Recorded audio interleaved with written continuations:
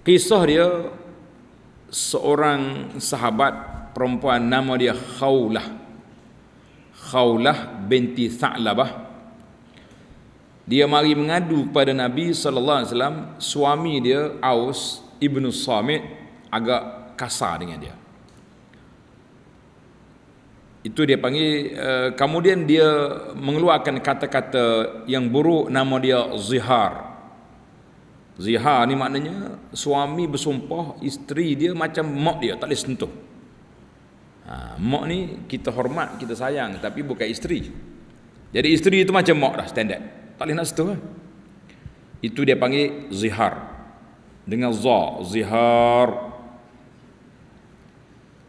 Jadi dalam kisah ini, ialah kita nak kata susah juga sebab sahabat Nabi, tapi benda peristiwa yang sudah berlaku dinukilkan dengan riwayat-riwayat yang jelas. Maka kita kena belajar atas dasar mengambil iktibar dan pengajaran. Manusia itu manusialah. An-nasu nasu aina ma kanu wa aina ma halu. Kalau kata manusia itu manusialah, di mana dia apa saja ada silap, ada salah. Ada baik, ada buruk. Yang baik kita jadikan ikutan, yang buruk dijadikan sempadan. Baik, kisah ini panjang. Tuan-tuan perhatikan kisah. Dalam riwayat Imam Ahmad, wal lafzu lahu wa lafzu li Ahmad. An Khawlah binti Tha'labah radhiyallahu anha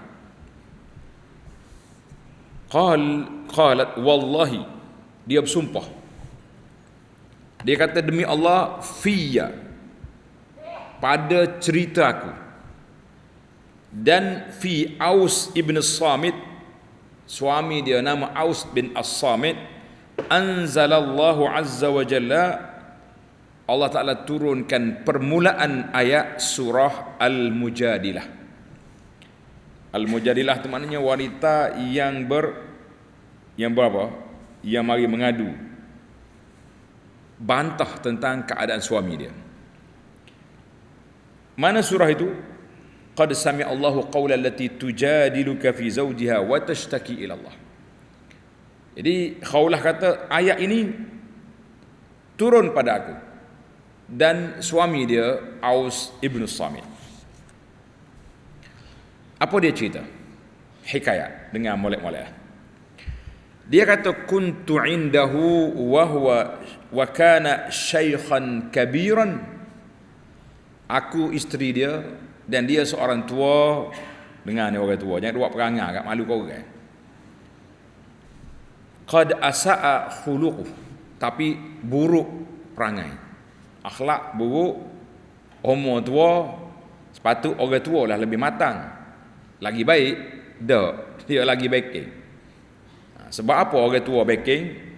Kita analisa dalam kisah ini, insya-Allah. Dan dajir ni mudah orang panggil panah barang, backing, mudah mengamuk.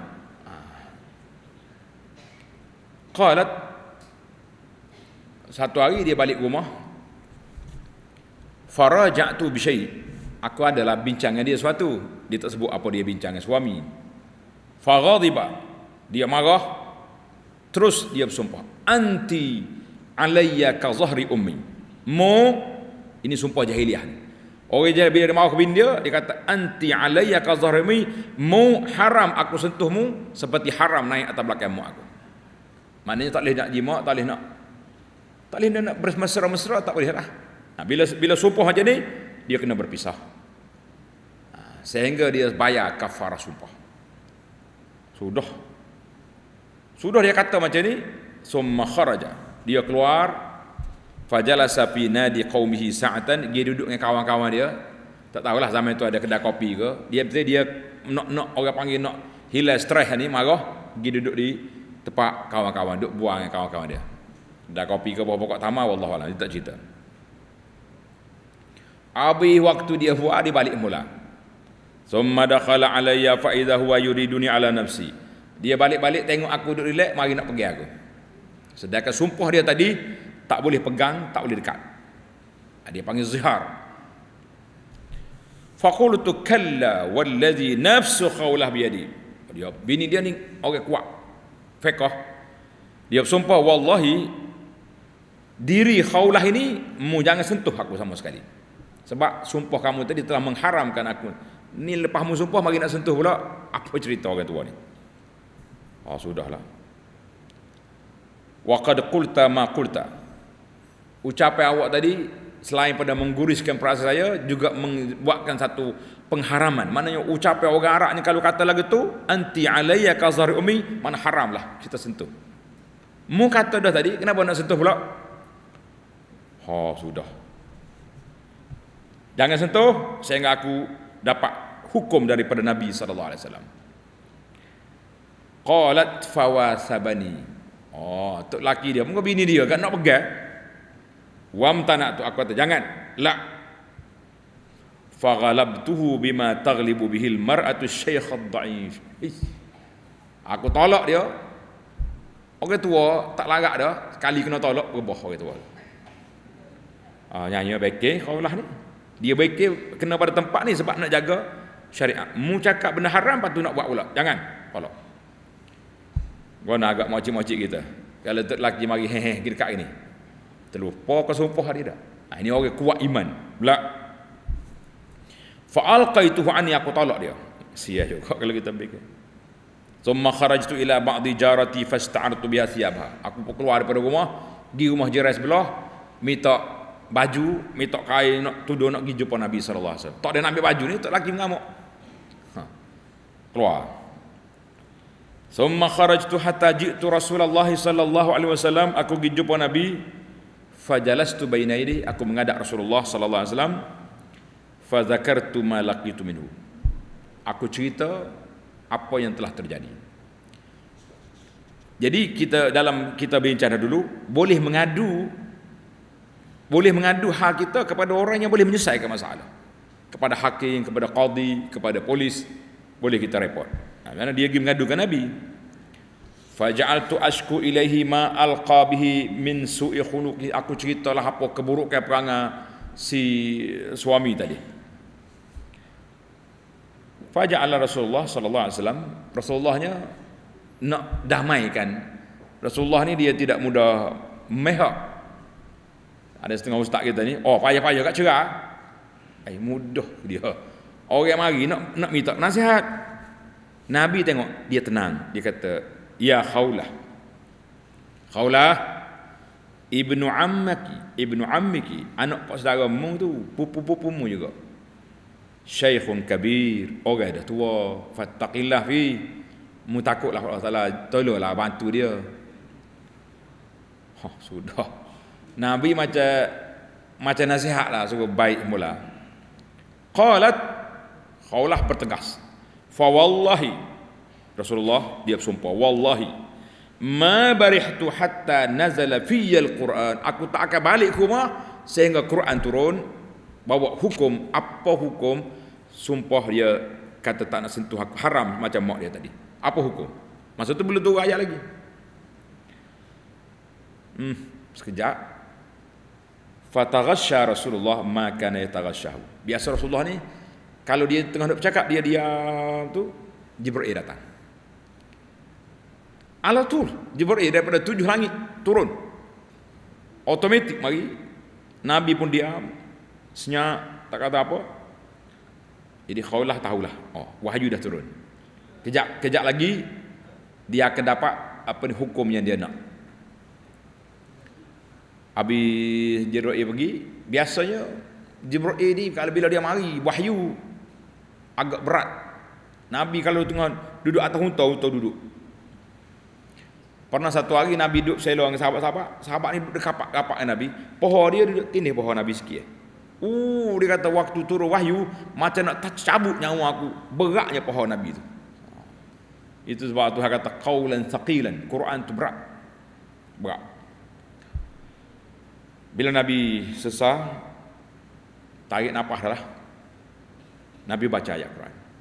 Khawlah, qad sami Allahu qawlan allati tujadiluka fi zawjiha wa tashtaki ila Allah wallahu yasma'u tahawurakuma innallaha sami'un basir.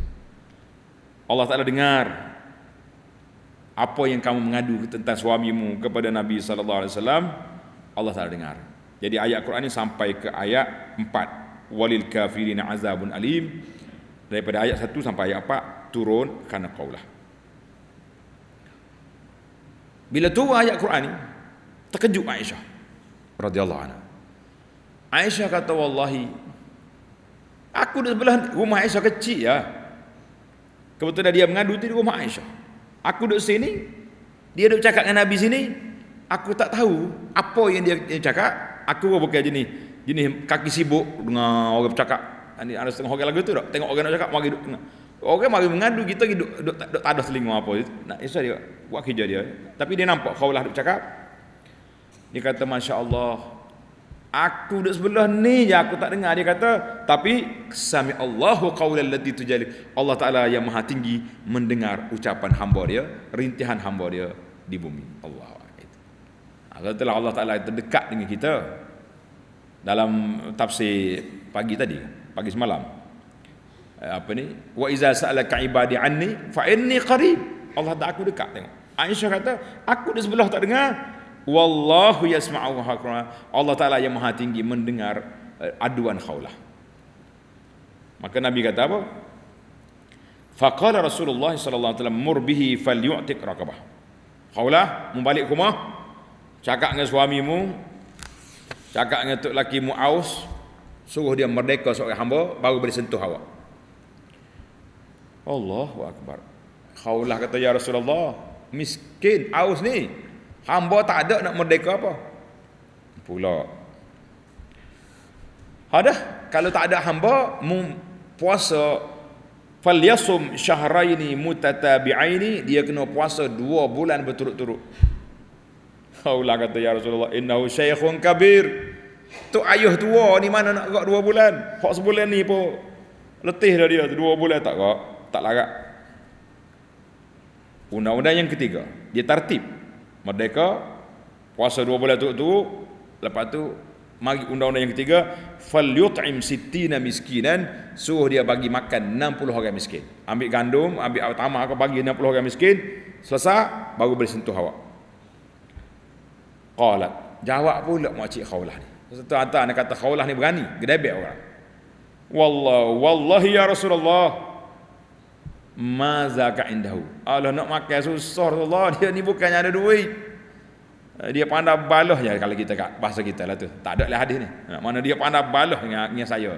Duit tak ada, nak bagi makan 60 orang miskin tak ada. Tak ada pelakon lah dia.